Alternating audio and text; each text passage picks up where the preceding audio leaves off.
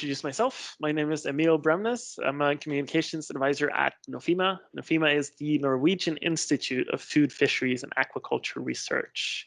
So with us today, we also have Philip James. He's a senior scientist from NOFIMA, and he is the coordinator of the AquaVitae project itself. We also have Emmanuel Falade from Rhodes University with us. He's going to be presenting today. But before we get to him, I want to ask Phil, maybe if you could say just a few words about AquaVitae, the project itself, before we kick it off. So you can turn on your camera and unmute your mic. Thanks. Yep. Okay, good. Thanks, Emil, and good afternoon, everybody. It's a pleasure to be in the webinar with you. Looking forward to hearing Emmanuel's talk. So I apologise to those that are already very familiar with AquaVitae, but Emil has suggested that for those that are not so familiar, I just say a few words. So AquaVitae is a 4-year Horizon 2020 EU project. We're almost halfway through. Well, we're 2 years into the 4 years now. And the main aim is to develop new species, processes and products that will increase sustainable aquaculture production, specifically in low trophic value chains in the Atlantic. We have a second aim, and that's to contribute to building an all-Atlantic ocean community, specifically focusing on the Bellum Statement, which is this trilateral agreement between Europe, South Africa and Brazil. So again, really nice to see a talk from South Africa today. In order to achieve that, we've built quite a large consortium. We have 36 partners, and they range from research institutes, universities, small and medium industry partners, and NGOs as well. And we cover 5 main value chains. That includes macroalgae, integrated multi-trophic aquaculture, which is what we will hear about today, echinoderms, sea urchins and sea cucumbers, shellfish, oysters and mussel, and various species of freshwater finfish in Brazil. On top of that, we have 11 case studies that are embedded in those value chains, and 2 cross-cutting case studies, which include using low trophic species as byproducts in marine feeds, and also using the byproduct of producing those species, such as using the shell from the mussel industry. On top of all those case studies, of course, there are lots of issues that impact how you develop new species, new processes, etc. So we have a technology workshop that looks at biosensors and integrating them in online platforms. We look at defining what the product characteristics and consumer attitudes and market potential are for some of these products that are really new.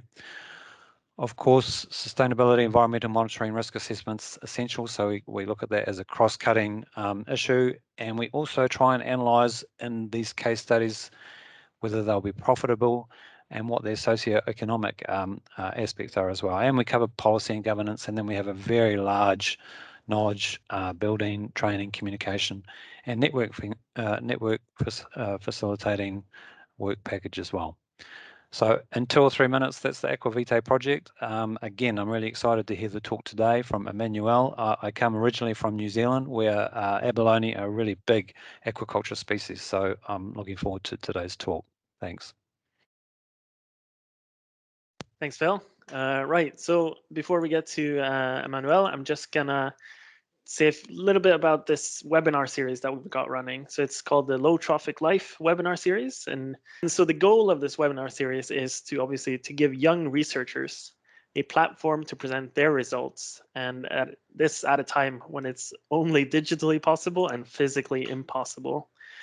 And today we're really lucky to have Emmanuel Falade with us. Emmanuel, he is from Nigeria. He is the award winner of a doctoral grant actually at Rhodes University in South Africa. So that's where he is now currently studying towards his PhD. He holds a master's degree in Fisheries and Aquaculture Technology from FUTA in Nigeria. And today he is going to give a presentation titled Optimising IMTA on South African Abalone Farms. So Emmanuel, actually, without further ado, the floor is yours. Thank you very much, Emil. Once again, I welcome everybody to this webinar. The topic we are talking on is optimizing integrated multi-trophic aquaculture on South African Abalone Farm, with a case study of Wild Coast Abalone here in South Africa. Just to familiarize everyone, particularly the participants who are not versed in aquaculture production, with some terms I'll be using in this presentation. IMTA involves the cultivation of organisms at different trophic levels, whereby the byproduct of organism at the higher energy level is utilized by animals at the lower energy trophic level. And this system is used to recycle valuable nutrients, ensuring that environmental impact is decreased and profitability of a farm is increased. Just like I said that before that, abalone are marine gastropods, which are found in coastal waters of some countries like South Africa, Australia, Japan, and the west coast of North America. Aliotis midday, that's the species of abalone that is found in South Africa. There are 5 species that are found in South Africa, but Aliotis midday is the only kosherable species at the moment.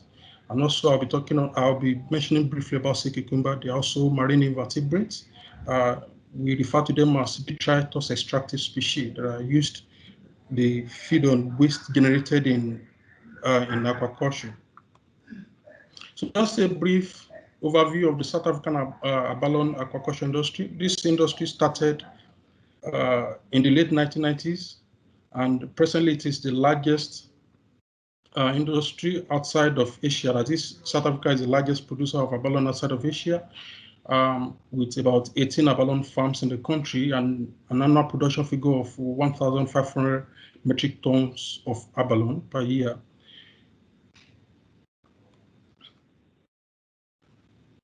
There are 18 abalone farms in South Africa, and about 16 of these farms are land-based. That is, this system requires continuous pumping of seawater offshore. And 4 of these farms are fully integrated. That is, the integrated farms are culturally under other species apart from their primary species, which is the abalone. So our case study is Wild Coast Abalone. Wild Coast Abalone is the 3rd largest abalone farm in South Africa, with an annual production figure of 180 tons of abalone. The farm is also into seaweed production, with an annual production figure of 60 to 80 metric tons of seaweed, depending on the season of the year. And apart from abalone and seaweed production, the farm is also into rock lobster production, experimental abalone fishing. At Wild Coast Abalone, there are 2 operating systems. We have the IMTA system and the non-IMTA system. The IMTA system at Wild Coast Abalone is that system whereby fresh seawater that is pumped offshore flows into abalone raceways, and the effluent that is coming from abalone is used for the production of macroalgae, uva lactuca to be precise. And the second system is the non-IMTA system, where, or we can refer to it as a monoculture system, where there is no connection of nutrients between the 2 organisms that are farmed on the farm, the seaweed and the abalone. So our research at Wild Coast Abalone is divided into 2 sections. The first part is to quantify the production systems on the farm in terms of nutrient utilization, and also use a life cycle analysis to quantify the environmental impact of the farm. And the second aspect of our research is to optimize the production efficiency on the farm. And there are 2 optimization options we've considered. The first optimization option is the substitution of macroalgae meal in abalone pellets. And secondly, the use of detritus extractive species, and in this case, sea cucumber, to capture large particulate waste that are generated in abalone raceways. Abalone are messy grazers. They are nocturnal animals, and they are messy grazers, meaning that they break their feed into chunks, and in the process, they generate a lot of waste from unnative feed and their excreta. So we are currently carrying out a research on the farm whereby we are integrating sea cucumber, there are local species of sea cucumber, Neostichopus grammatus, into the system to capture this detritus waste that is generated on the farm. Past studies show that about 90 kilos of solid waste is generated on an abalone farm per ton of abalone in a year. For the purpose of this presentation, I'm limiting my talk on optimizing IMTA on South African abalone farm using farmed macroalgae meal.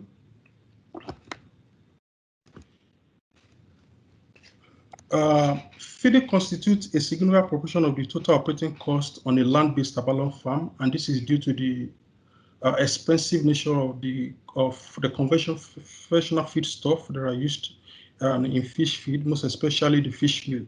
And the continuous growth of the aquaculture industry has placed a very great demand on fish feed protein sources, especially fish meal, and the resultant effect of this is seen in the current decline in the global capture fisheries, which has impacted negatively on pelagic fishes used for fish meal production.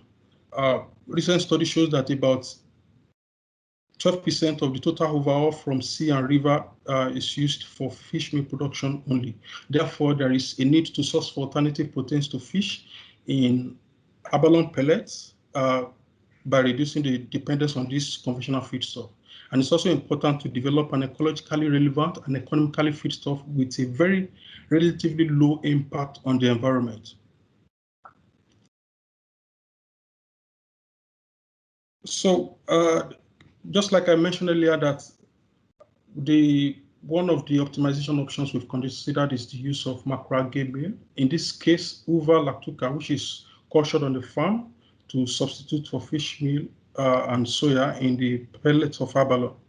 So I'm just going to run through the methodology. What we did was this experiment started in September of 2020, and we cultured both IMTA and non-IMTA uva in their respective pedal ponds.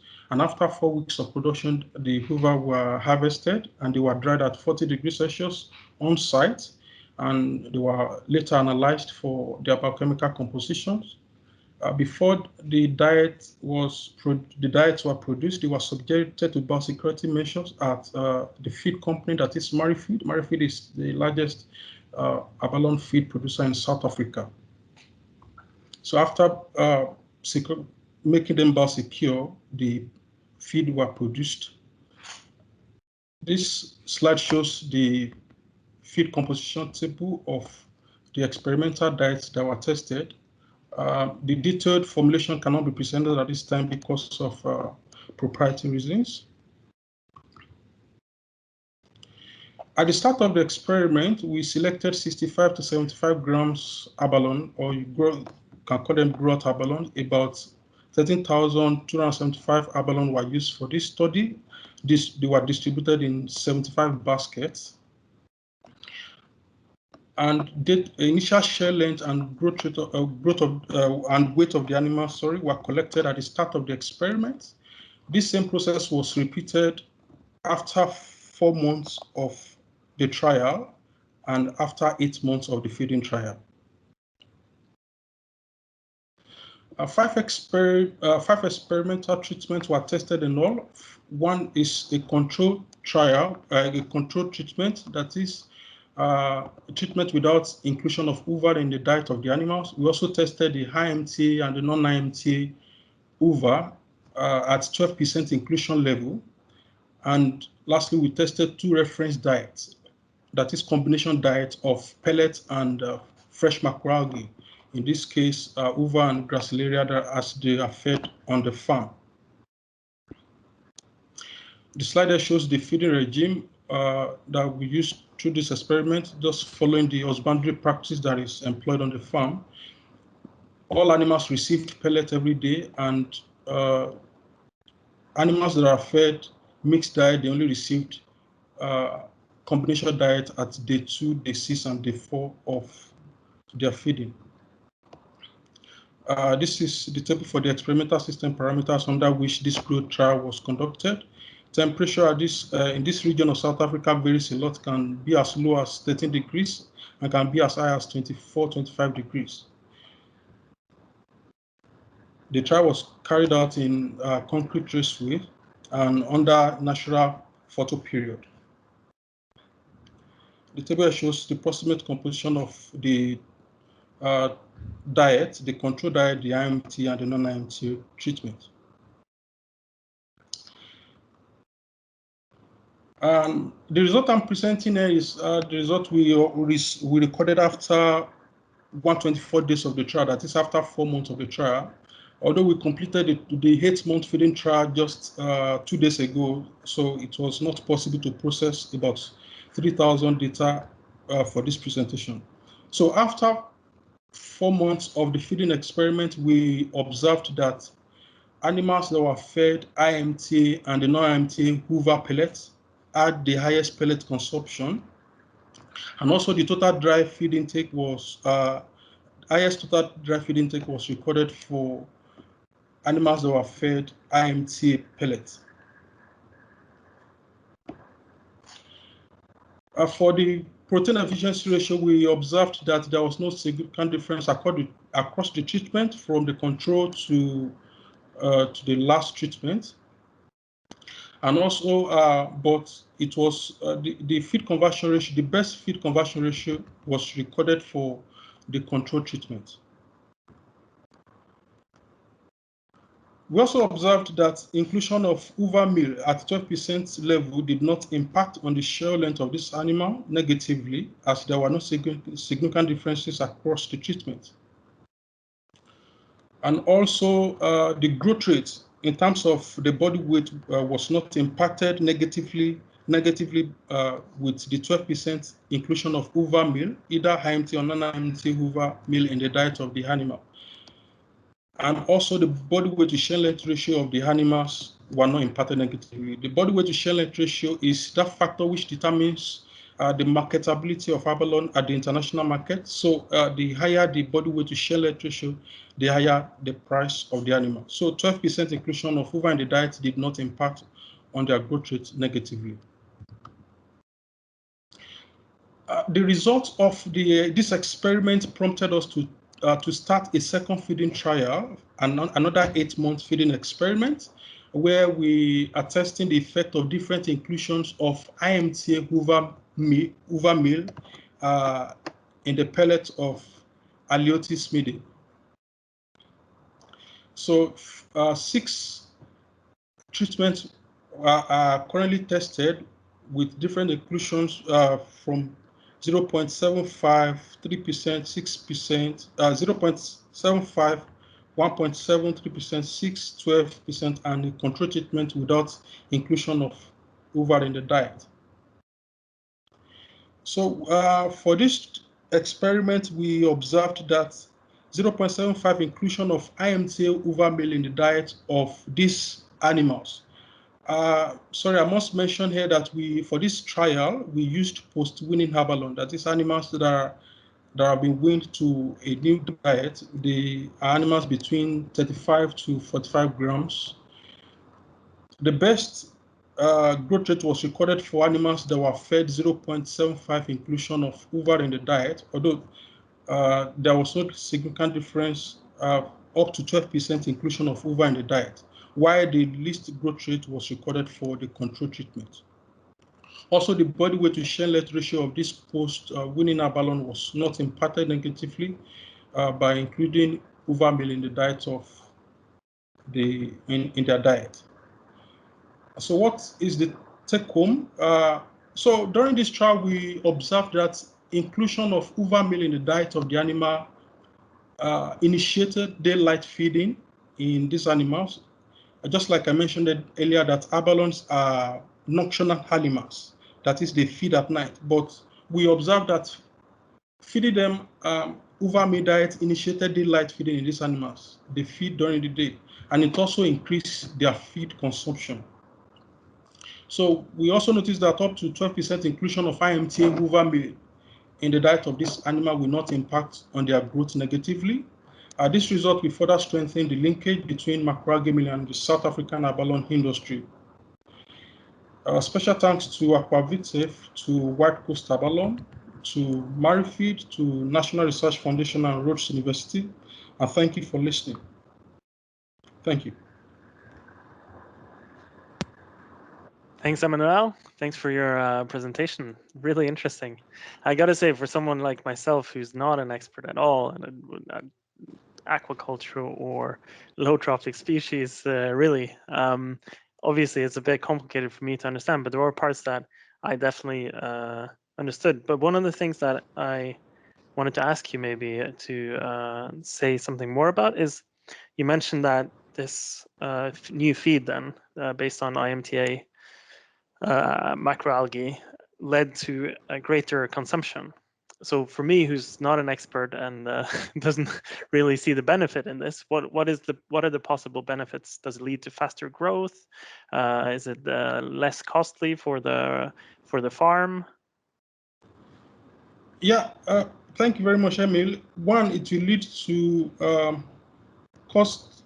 It will make the farming more cost efficient in terms of you are reducing fish meal and soybean meal, which are very expensive, with something that you can see, with something you can grow on the farm at a very low cost. One, production efficiency is increased, and also the feeding rate of the animal is also increased in terms of when we feed them over meat pellets, there is this tendency of them feeding at a very minimal time, which will reduce the rate at which and valuable nutrients leach out from the diet, which will be beneficial to the animals. All right, so it's healthier for them as well then. It's definitely. Past studies have also shown that inclusion of overmeal in the diet of the animal or in the diet of abalone prevents summer mortalities, and also it prevents diseases. And can you say something about? You might not have the answer for this, but how scalable is this solution for, let's say, for Wild Coast Abalone, for example? Is this something they could make one of their their main production system? Yes, currently the farm is producing about 80 tons of uva on the farm presently, so it's not a problem at all for them to include uva meal in the diet of their animals. Cool, great. So I was going to ask if, while we're waiting, if anyone wants to write something in the chat, if they have questions or raise their hand. Phil, do you have anything you would like to ask? Yeah, thanks, Emma, and thank you very much, Emmanuel, for a very interesting talk, very nicely presented. Actually, my question sort of follows on from Emil's question, and I think it's really interesting that you are getting similar results on a diet that's basically lower protein, I assume, because you're replacing some of the higher protein pellet feed with ova, which is relatively low. I think the cost analysis there would be really interesting, doing economic analysis. I don't know whether you've done this or whether you intend to do it, but it's, as I mentioned, in terms of AquaVitae, it's something that's really important. And also, and you touched on this again, I think, is the ecosystem services that you get. So you're reducing the effluent flow out from the farm. I know you've probably got your hands full just looking at the results of the trials you've had, but do you intend, or can you comment perhaps on that economic viability? Is it, have you looked at how much cheaper it is to replace the pellet feed with ova, for instance? Thank you very much. I've not looked into that aspect, although it's part of some of the things I will consider in the future after completing my feeding trials on the farm. I think it's beneficial. Initially, we've already discussed with them at Marifeed, that's the feed producer, and we talked of analyzing the cost benefit of including uva in the diet of the animals. Cool, excellent. And I think Mark's question in the comment section actually follows maybe a bit up on this. I don't know if you've answered this already, but so Mark Cyrus is wondering if the diets were nutritionally equivalent. As mentioned, the ova acts as a feeding stimulant, so the lower inclusion levels of 0.75 are they actually receiving a higher protein potentially, or is this still lower? Sorry, if I didn't get the question very well, but all animals were fed 34% protein feed, which means irrespective of the inclusion rate of the hoover in the pellets, they receive the same percentage of feed. So from the second feeding trial, we observed that 0.75 inclusion of hoover in the diet was best for post-weaning abalone. Okay, I'm not so sure they if I were. answered the question. Well, yeah. So I guess at least they were partly nutritionally equivalent when it comes to protein, at least. Right. So we have another question here from. It's from Mark again. Sorry, he's wondering what replaced the 11.25% ulva in the other diets then. So so what did you use instead of ulva in the other diets? We feed that is produced by Marifeed, the only feed ingredients that are used are fish meal, soybean meal, and that's all. Just soybean meal and fish meal. So for this trial, we try to reduce the inclusion of soybean meal and fish meal in the diet by incorporating hoover meal in the diet. So whatever replaces hoover in the diet is either soybean meal or fish meal. All right, cool. I see that. Oops, I put that in the wrong chat. Right. So I see that Cliff also added that there's maize in the feed, if I'm not mistaken. More maize. He says more maize was added and removed to balance the protein lipid. Yep. Cool. Right. So Peter Britz has a comment, I guess. He says there seems to be a generally higher growth with ulva inclusion. So over a 3-year growth period of the farm cycle, this could become statistically significant. Do you agree with that? Yes. Yeah. Presently, we at 4 months of the trial, we were not expecting any significant difference across the treatment until after splitting those animals. That is reducing the biomass in each of the treatments, and that's when we can have something significant. And I believe that the last data that I recorded just 2 days ago will definitely show some level of significant differences across the treatment. That's for the first feeding trial. That's really impressive. And there's a question now from Barry as well here. He's asking, let's see, whether the ulva comes from the wild or is it farmed? I mean, I guess in the IMTA system, it's farmed. Yeah, both ulva that we used in this trial, they are farmed at Wild Coast Abalone. All right. Yep. Yeah, because they produced, you said, around 80 tons. Yeah. Let's see. There's a lot of questions coming in, which is great. I see there's a discussion there as well. If anyone wants to actually take the word and speak as well and turn on their mics, just put your hand up. And if you have a longer comment, for example. Now, Cliff has a question here. He's asking, so at Wild Coast Abalone, much of the abalone stock is processed, so dried before it's sold. And the inclusion of algae in the diet in previous work has reduced the drip loss during processing. It might be worth considering collecting drip loss data in this trial. Do you think so?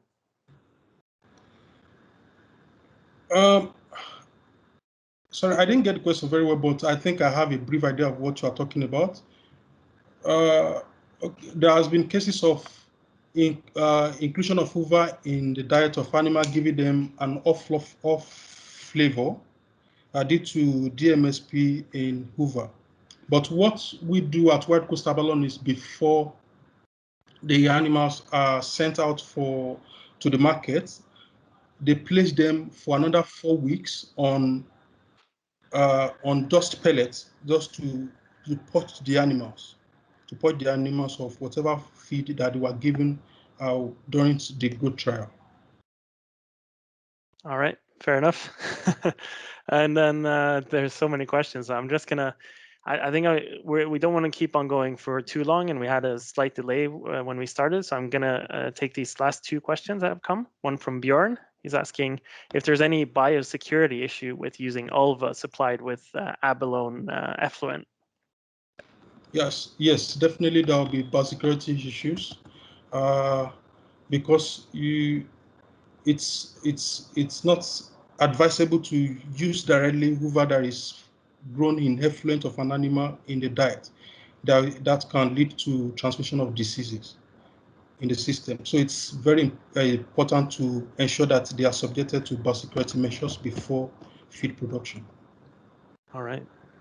And then there's a question here if the same approach is used for land-based IMTA that can also be used in sea-based IMTA. I'm sorry, I didn't get the question very well. So the question is from Varun, who's asking if the same approach can be used in land-based IMTA, in also if the same approach can also be used in sea-based IMTA. But I mean, I imagine this was sea-based IMTA, so I guess the question is, can it also be used for land-based?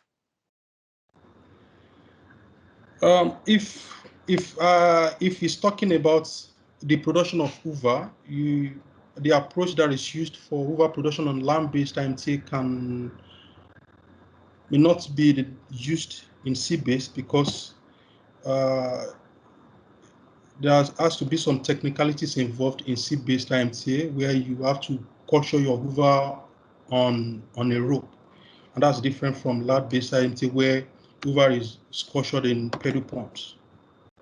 All right. And then the last question is from Björn again, who's asking if how energy intensive the drying process is. And is it possible to make use of sunlight instead of electricity? Yeah, it's possible. It's possible to use sunlight instead of electricity, but at the same time, we are trying to ensure that nothing impacts negatively on what we are feeding our animals. So it is very important to make sure the hoover is healthy enough to be included in their pellets, and not just exposing them to anything. Fair enough. Well, I want to thank you again, Emmanuel, for your presentation and for taking the time to do this. I imagine that the discussion is going to continue in the chat here, and I'll leave the chat open so that people can discuss in this chat.